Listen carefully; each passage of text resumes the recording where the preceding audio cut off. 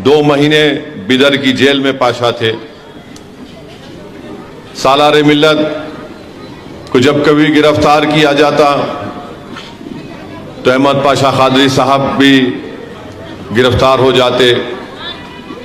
तो मैं अपने बचपने में जब हम अपने वालिद सालार मिल्लत से मिलने जाते तो हम जेल में देखते कि अहमद पाशा कादरी भी सालार के साथ जेल में है।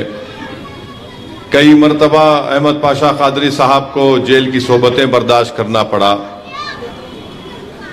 मजलिस इत्तेहादुल मुस्लिमीन के वो रुकने बल्दिया भी थे और अहमद पाशा कादरी साहब अजला में आज अगर मजलिस इत्तेहादुल मुस्लिमीन का यूनिट बड़ा मजबूत है तो मैं पहले भी कहा हूँ, आज भी कह रहा हूँ कि अहमद पाशा कादरी साहब की इसमें बहुत बड़ा रोल रहा है। मरहूम कायद के साथ, सालार मिल्लत के साथ अहमद पाशा कादरी ने एक बड़ा लंबा अरसा गुजारा। मरहूम कायद सालार मिल्लत के साथ बहुत सफ़र भी किए।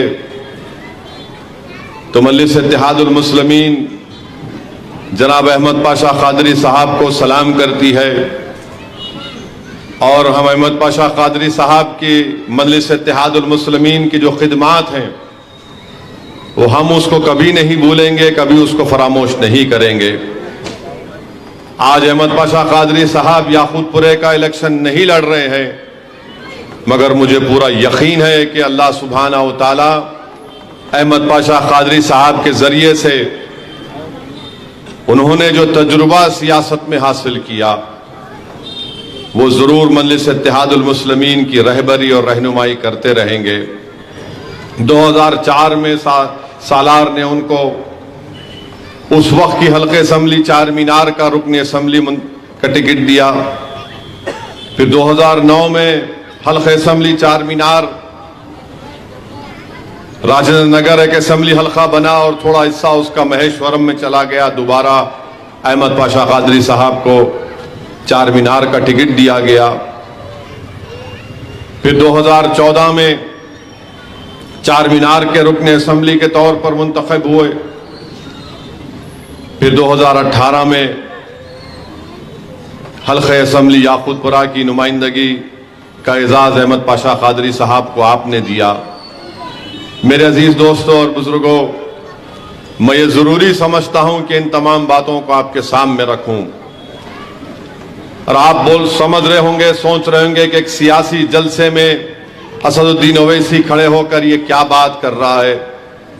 मेरे अजीज दोस्तों और बुजुर्गों, यकीनन आपने हमको मुंतखब किया, अल्लाह का बहुत बड़ा करम है।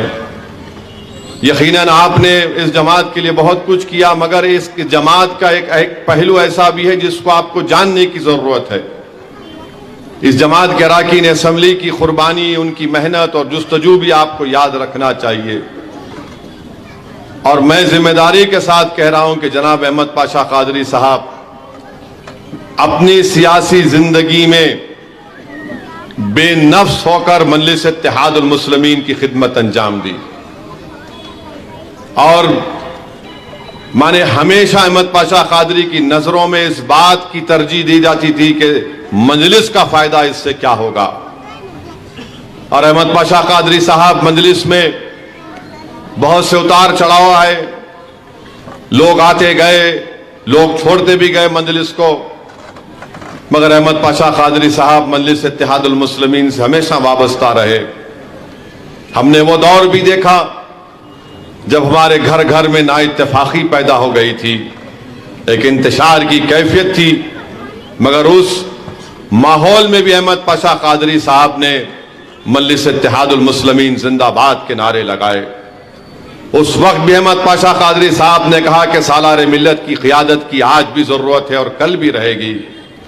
अगर आज भी अब अहमद पाशा कादरी से उठाकर पूछ लेंगे कि बताओ पाशा, इस मुल्क का सबसे बड़ा सियासी कायद कौन था, तो पाशा की जबान से निकलेगा कि मेरा महबूब कायद सालार मिल्लत था। मेरे अजीज दोस्तों और बुजुर्गों, अहमद पाशा कादरी साहब का घराना, उनके बड़े भाई, उनके वालिद हजरत कामिल साहब रहमतुल्लाह अलैह, ये सब मजलिस के उस वक्त के सफर के साथी हैं जब मजलिस को कोई जानता नहीं था। तो आज मैं अहमद पाशा कादरी साहब का शुक्रिया अदा करना चाहता हूं। मेरे पास सिर्फ जबान है और मैं नहीं समझता कि मैं अपने अल्फाज से पाशा कादरी साहब का शुक्रिया भी अदा कर सकूंगा, मगर मैं अल्लाह से दुआ करूंगा कि अल्लाह पाशा कादरी साहब को सेहतियाब कर दे, उनको शिफा दे।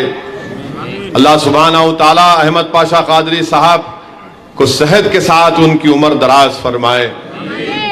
और हमारे पास ये हमारी खुशकिस्मती रही, मेरी खुशकिस्मती रही कि मुझे अहमद पाशा कादरी साहब के साथ काम करने का मौका मिला। ये मेरी खुशकिस्मती रही कि अहमद पाशा कादरी साहब ने बहुत से अहम और नाजुक वक्तों में मुख्तसर से अल्फाज में मुझे अपनी राय दी। और उस मुश्किल वक्त में उस मसले का हल जब मैं सोचता था, मुझे समझ में नहीं आता था, अहमद पाशा कादरी साहब 3-4 मिनट मेरे सामने बैठकर बोलते थे कि इसका ये अगर हम करें तो कैसा रहेगा, ये अच्छा रहेगा। मैं ताज्जुब करता था कि मैं इतने दिन से इस मसले पर सोच रहा हूं और अहमद पाशा कादरी साहब 3-4 मिनट में उस मसले का हल मुझे पेश कर देते थे। तो मेरे अजीज दोस्तों और बुजुर्गों, आपने यकीनन अहमद पाशा कादरी साहब को अपने वोटों से और दुआओं से कामयाब किया, मगर मेरा भी अखलाकी फरीजा है कि बैसियत एक जमात के जिम्मेदार के मैं अहमद पाशा कादरी साहब का शुक्रिया अदा करूं। और जब मैं मुमताज खान साहब अमेरिका में थे, वापस आए, तो मैं वापस आने के बाद दोनों अहमद पाशा कादरी साहब को और मुमताज खान साहब को बुलाकर बैठकर बात करके कहा कि मैं आपसे एक बात कहना चाह रहा हूं। मैं आपको याद दिलाना चाह रहा हूं कि मैंने 2018 में आपसे इस बात को कहा था कि आइंदा असेंबली इंतखाबात में हमको याकूतपुरा और चार मीनार से नए उम्मीदवारों को मैदान में उतारना पड़ेगा। तो मेरे अजीज दोस्तों और बुजुर्गों, वो कमरे की बात थी, मगर आज अवाम के दरमियान में मैं आपको कह रहा हूं, एक पेशानी पर बल नहीं था, ना मुमताज खान साहब के, ना अहमद पाशा कादरी के। उन्होंने कहा कि बिल्कुल सही कह रहे हैं आप फैसला लीजिए, हम आपके साथ थे और साथ रहेंगे। और जब दोनों ने ये बात कही, मैं पाशा को देखकर मेरे आंख में आंसू आ गए। मैंने कहा, पाशा मुझे माफ कर दीजिए, ये फैसला मुझे लेना पड़ रहा है, मगर ये जमात के मफाद में ले रहा हूं।